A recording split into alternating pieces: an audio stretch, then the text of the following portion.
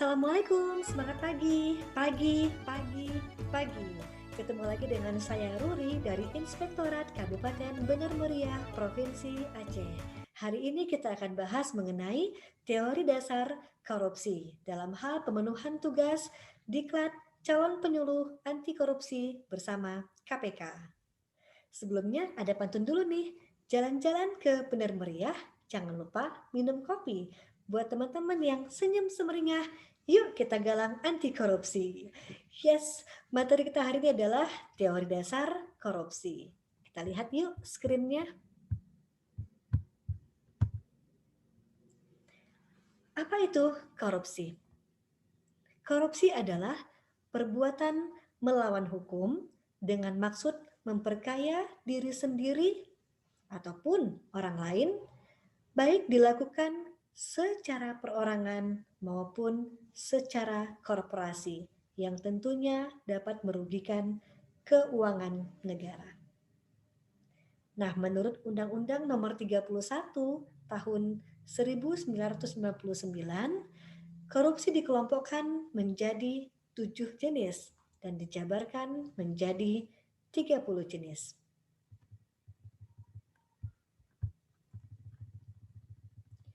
Kita lihat 30 jenis tindak pidana korupsi. Profesi yang pertama adalah pegawai negeri.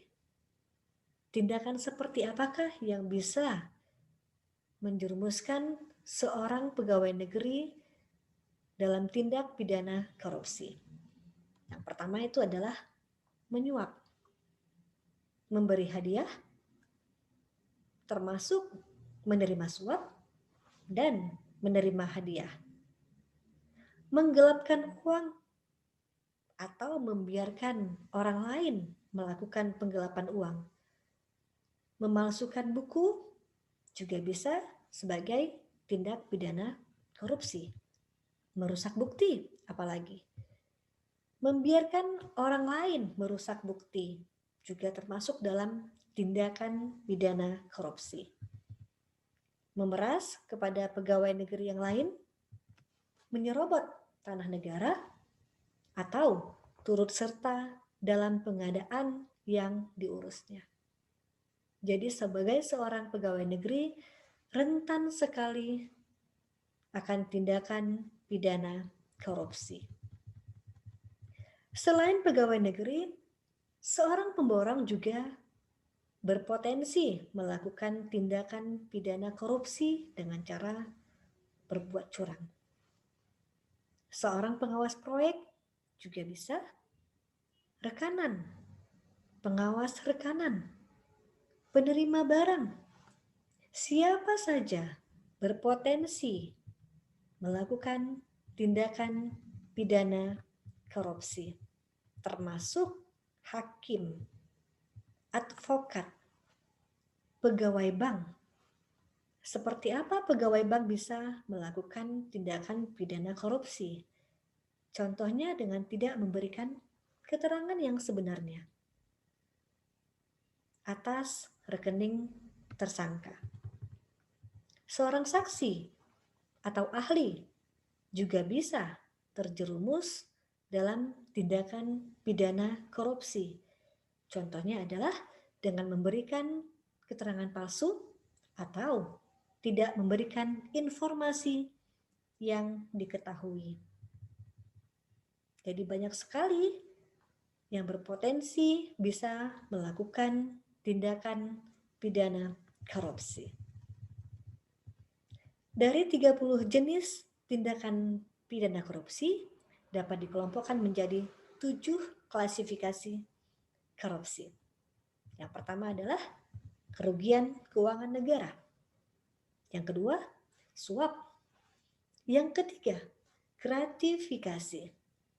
Yang keempat, penggelapan dalam jabatan. Klasifikasi yang kelima adalah pemerasan. Yang keenam, perbuatan curang. Dan yang terakhir adalah konflik kepentingan dalam pengadaan. Rentan sekali ya teman-teman. Hal yang terlihat kecil ternyata berpotensi dalam tindakan pidana korupsi. Kita bahas mengenai gratifikasi. Gratifikasi, simpel sekali bahasanya, tetapi mengandung makna yang luas. Pemberian dalam arti yang sangat luas. Pemberian uang misalnya, pemberian barang, tiket perjalanan, fasilitas hotel, pengobatan gratis, wisata tur, komisi, diskon, pinjaman tanpa bunga, dan fasilitas lainnya. Terlihat sangat simpel, tapi ternyata gratifikasi termasuk dalam tindakan pidana korupsi. Selain gratifikasi, ada juga yang namanya uang pelicin. Ada juga yang namanya suap dan pemerasan. Kita lihat yuk. Uang pelicin ini biasanya adalah pemberiannya berupa uang. Tujuannya adalah agar si pemberi memperoleh kemudahan dalam mendapatkan pelayanan publik. Dan biasanya penerima uang pelicin adalah pejabat publik atau pegawai, namun bukan pemegang keputusan, tapi beliau bisa mengatur prosedur. Uang pelicin adalah suap dalam bentuk skala yang kecil. Nah, apa itu suap? Suap adalah pemberian oleh korporasi atau pihak swasta. Bisa berbentuk barang, bisa berbentuk uang atau janji, dan bentuk lainnya. Tujuannya untuk apa? Ya untuk mempengaruhi pengambilan keputusan dari pihak penerima suap. Suap ini ada payung hukumnya teman-teman. Dalam pasal 3 Undang-Undang Nomor 30 Tahun 1980 tentang tindak pidana suap. Nah, selain gratifikasi, uang pelicin, suap, ada lagi yang namanya pemerasan. Juga ada payung hukumnya dalam pasal 2E Undang-Undang Tindak Pidana Korupsi. Pemerasan biasanya mengandung unsur memaksa.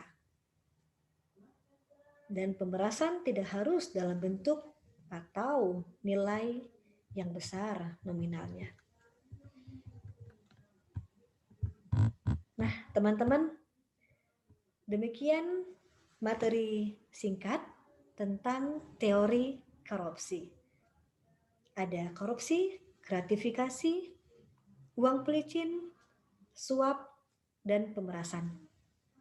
Dan hari ini Luri mengajak teman-teman semuanya untuk mencegah korupsi dimulai dari diri sendiri dengan menanamkan nilai-nilai anti korupsi seperti misalnya kejujuran, kedisiplinan, tanggung jawab, mandiri, berani, dan adil.